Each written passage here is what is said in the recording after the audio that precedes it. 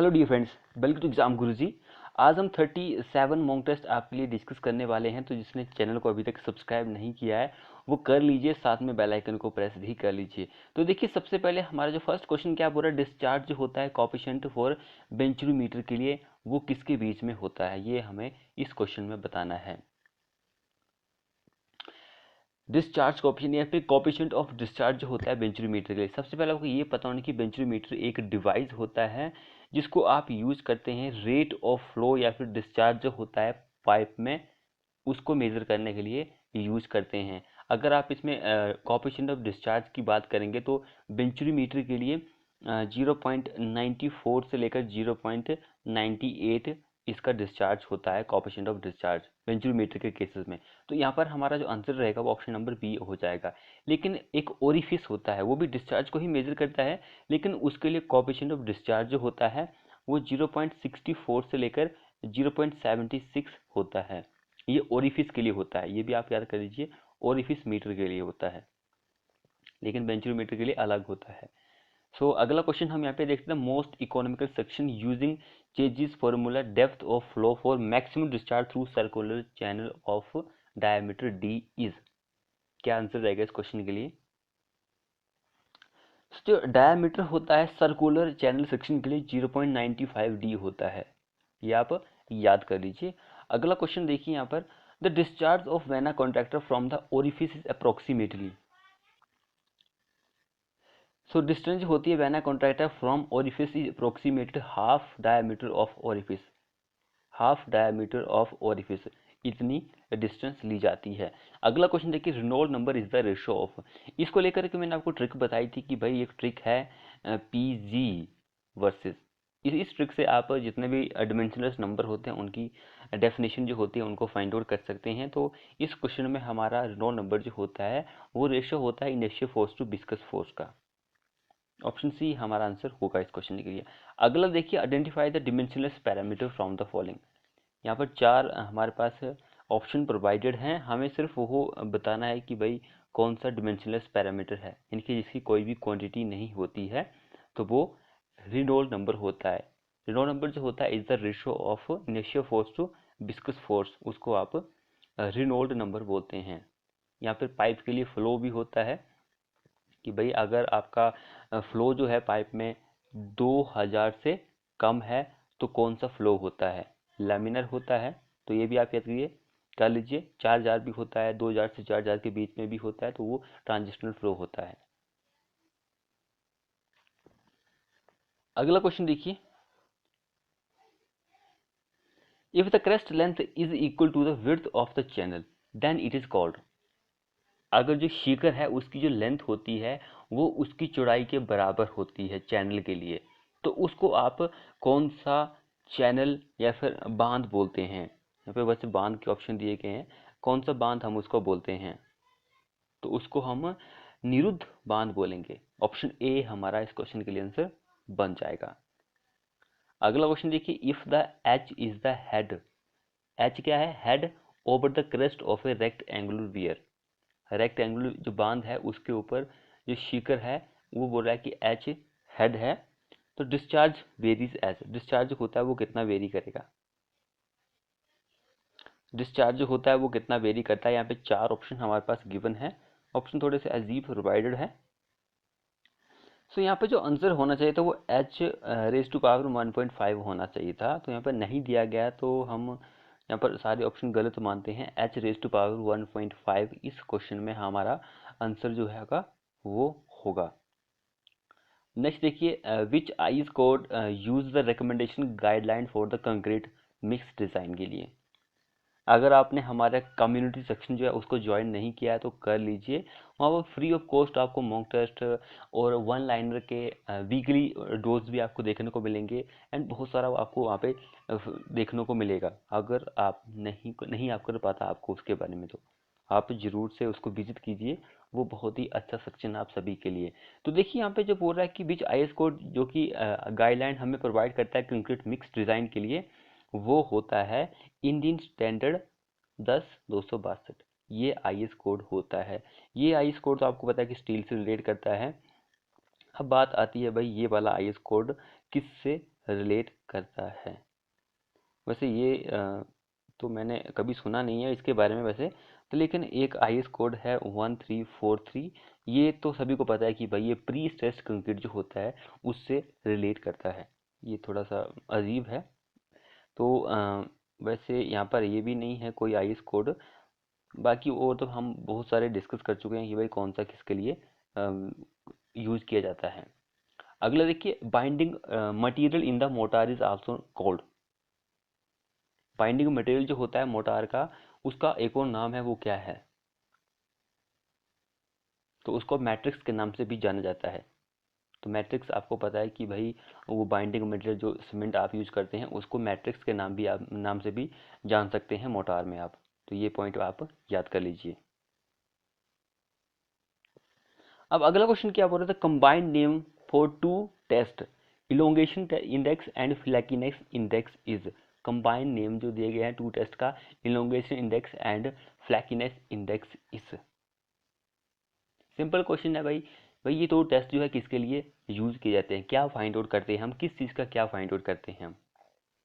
तो ये दो टेस्ट जो होते हैं ये हमारे एग्रीगेट के ऊपर किए जाते हैं एंड उसकी ये शेप जो होती है उसका पता करने के लिए हम इसको यूज कर सकते हैं। तो यहाँ पे शेप टेस्ट इस क्वेश्चन में हमारा आंसर बन जाएगा। अगला देखिए यहाँ पे for M7.5 what is the quantity of water पर 50 kg of cement maximum dash litre. Maximum dash litre. अगर आप M7.5 का ग्रेड कंक्रीट का यूज कर रहे हैं तो 50 kg का आपका एक सीमेंट का बैग होता है, तो क्वांटिटी ऑफ सीमेंट जो होगी मैक्सिमम लीटर में कितनी होगी? यहाँ पर ये क्वेश्चन पूछा गया आप सभी से। तो ये क्वेश्चन बहुत ही ज़्यादा इम्पोर्टेंट है। तो यहाँ पर एक हमारे पास M5 का ग्रेड होता है, उसके लिए अगर आप पानी की बात करेंगे तो 60 लीटर पानी लगता है। M7.5 जो होता है उसके लिए 45 लीटर पानी लगता है। M10 जो होता है उसके लिए जो पानी लगता है उसके लिए 34 लगता है लीटर। M15 के लिए 32, M20 के लिए 30 लीटर। वैसे कई बार यहाँ पे ऑप्शन में आपको 28 भी देखने को मिला है। सो यहाँ पे हमसे 7.5 के लिए पूछा था 45, यहाँ पे ऑप्शन सी हमारा इस क्वेश्चन के लिए आंसर बन जाएगा। अगला क्वेश्चन देखिए, to find which of the following is consistency test perform. To find which of the following is consistency test perform, क्या आंसर रहेगा?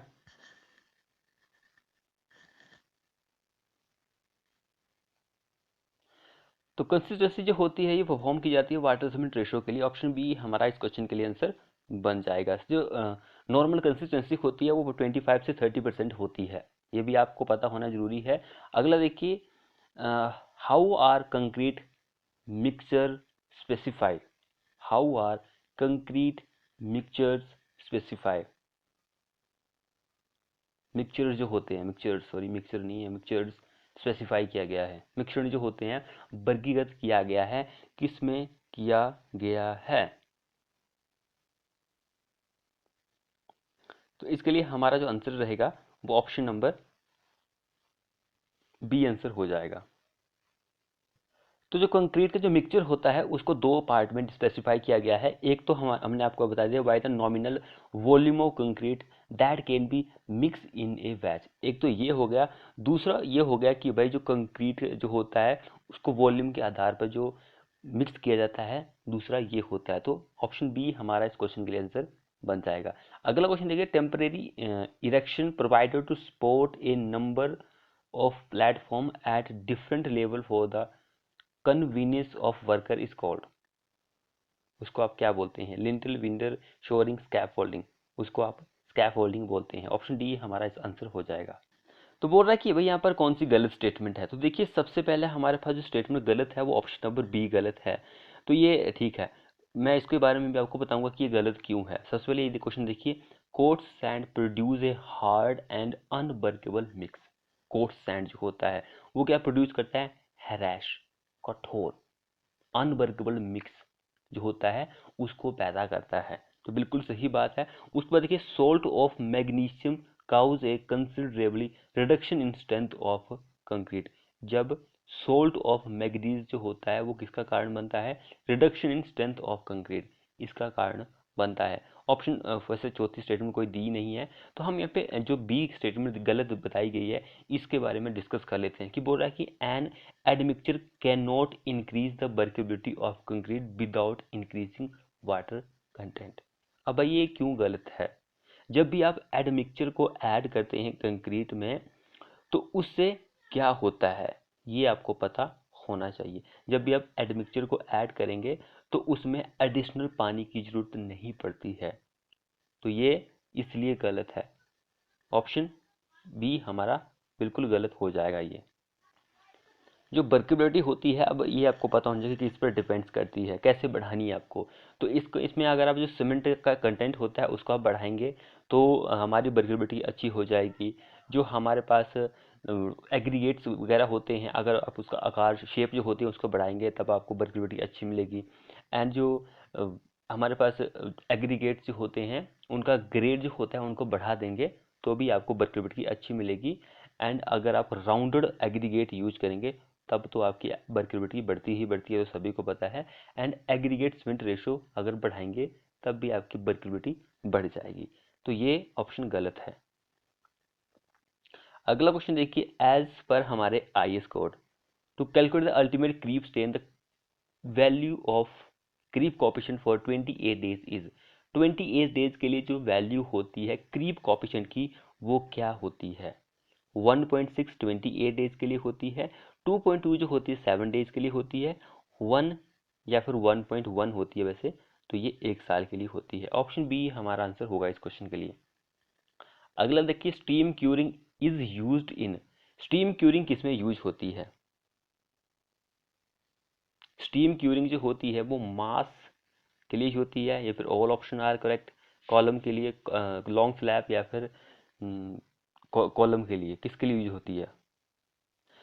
तो जो स्टीम क्यूरिंग होती है वो mass production of pre caste structure के लिए यूज होती है। अब यहाँ पे एक पॉइंट आपको ये भी पता होना चाहिए कि अगर आप स्टीम क्यूरिंग करते हैं तो 4 से 5 घंटे में जो आप स्ट्रेंथ गेन कर लेंगे कंक्रीट की, वो 28 दिन में, मान चलो कि 28 दिनों में आपने 100% स्ट्रेंथ गेन किया 28 दिनों में, तो 28 दिन का जो 70% होगा वो स्टीम क्यूरिंग में सिर्फ 4 से 5 घंटे में ही वो गेन कर लेगा स्ट्रेंथ। ये स्टीम क्यूरिंग का फायदा है, तो ये पॉइंट भी आप याद कर लीजिए।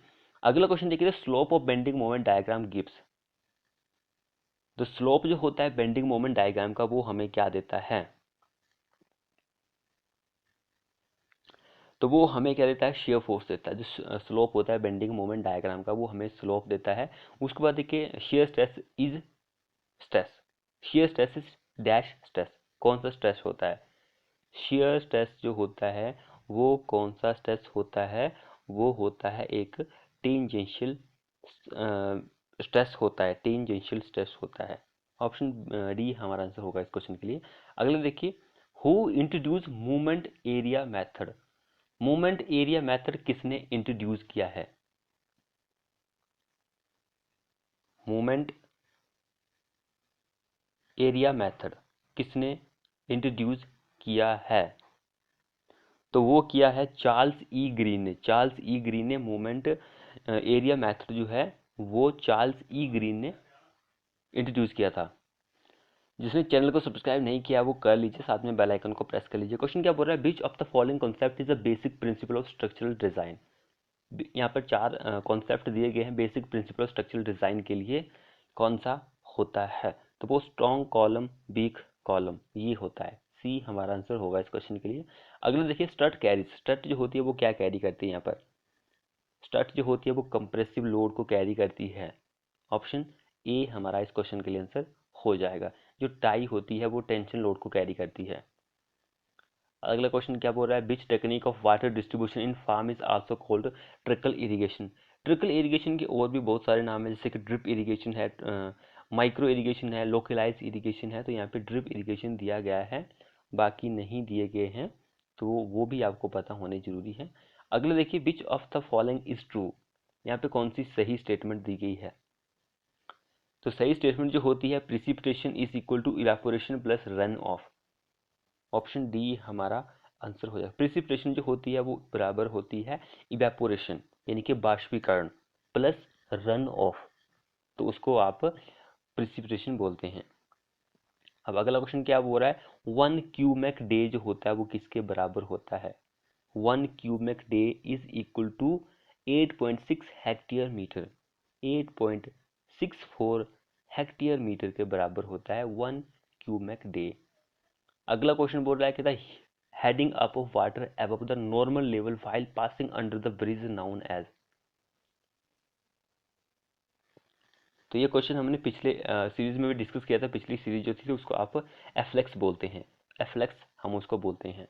अगला देखिए, how much time duration is required for dumpy activity के लिए। डंपी एक्टिविटी के लिए कितना टाइम लगता है। डंपी एक्टिविटी के लिए कोई भी टाइम नहीं लगता है। इसको आप जो डॉट लाइन होती है उससे रिप्रेजेंट कर सकते हैं। अगला क्वेश्चन देखिए, which of the following material is not used as blast in the railway track. Railway track में आप ब्लास्ट के रूप में किसको यूज नहीं करते हैं।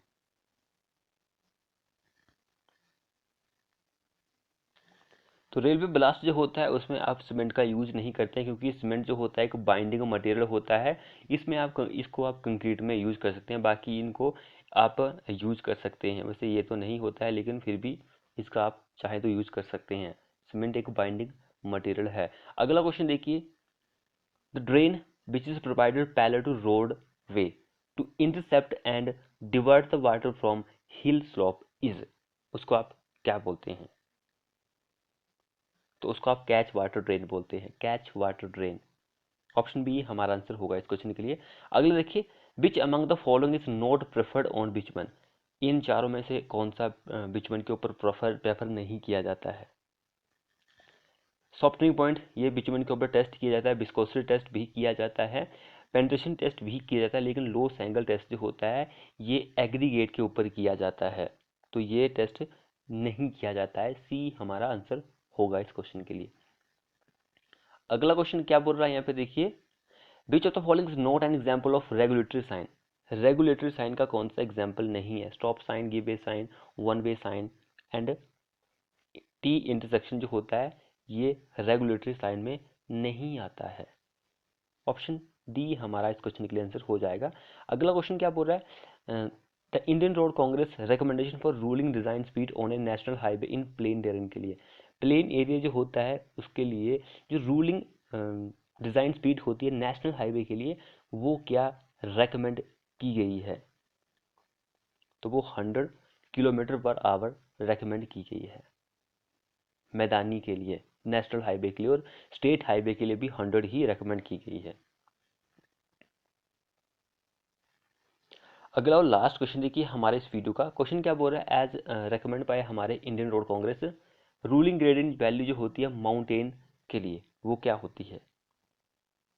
माउंटेन एरियाज के लिए जो होता है उसके लिए क्या होती है, इनके पहाड़ी क्षेत्र जो होता है 1/20 होती है, लेकिन आप जो समतल इनके प्लेन एरिया होता है उसके लिए 1/30 होता है। रूलिंग की बात हो रही है यहाँ पे, तो 1/20 ऑप्शन बी हमारा आंसर होगा इस क्वेश्चन के लिए। तो फ्रेंड्स ये थे हमारे मोस्ट 33 क्वेश्चन। वीडियो को अपने दोस्तों के साथ शेयर करें। अगर अपने चैनल को सब्सक्राइब नहीं किया तो कर लीजिए, साथ में बेल आइकन को प्रेस कर लीजिए। मिलते हैं नेक्स्ट वीडियो में।